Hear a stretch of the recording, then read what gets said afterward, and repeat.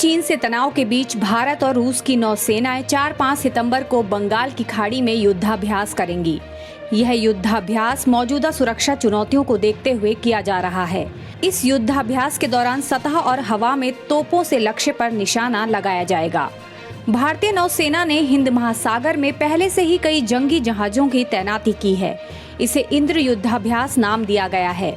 यह अभ्यास पहले रूस के व्लादिवोस्टॉक में होना था, मगर कोरोना महामारी के चलते इसे टाल दिया गया था। इस युद्धाभ्यास में रूसी नौसेना के जंगी जहाज एडमिरल विनोग्रादोव, एडमिरल ट्रिब्यूट्स और बोरिस ब्योतोमा के साथ साथ हेलीकॉप्टरों के बेड़े भी शामिल होंगे। वहीं भारतीय नौसेना की ओर से INS रणविजय, सह्याद्री और किल्तन व शक्ति युद्धक हेलीकॉप्टरों के साथ अभ्यास करेंगे।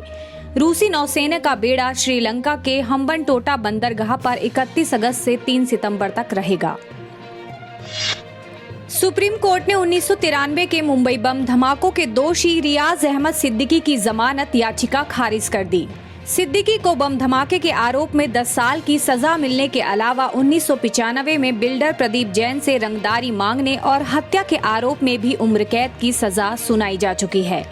जस्टिस NV रमन की अध्यक्षता वाली 3 सदस्यीय पीठ ने अपने फैसले में जमानत याचिका खारिज करने का निर्णय लिया।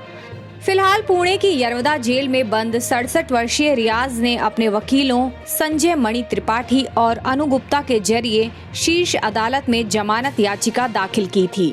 याचिका में उसने खुद को कोविड-19 पॉजिटिव बताते हुए अस्पताल में इलाज चलने की बात कही थी। रियाज ने अस्पताल के इलाज से खुद को असंतुष्ट बताते हुए जमानत पर दूसरे अस्पताल में इलाज कराने की इजाजत मांगी थी। जस्टिस रमना के अतिरिक्त जस्टिस S अब्दुल नजीर और जस्टिस सूर्यकांत की मौजूदगी वाली पीठ ने सोमवार को रियाज की याचिका पर सुनवाई की। सुनवाई के बाद शीर्ष अदालत ने जमानत देने का कोई पुख्ता कारण नहीं होने की बात कहते हुए याचिका को खारिज कर दिया। पूर्वी लद्दाख में LAC के पास पैंगोंग झील के दक्षिणी छोर के बाद अब चीन ने चुमान इलाके में घुसपैठ करने की नाकाम कोशिश की। भारतीय विदेश मंत्रालय ने सोमवार को हुई इस घुसपैठ को उकसावे की कार्रवाई बताते हुए चीन को अपने सैनिकों को काबू में रखने की नसीहत दी।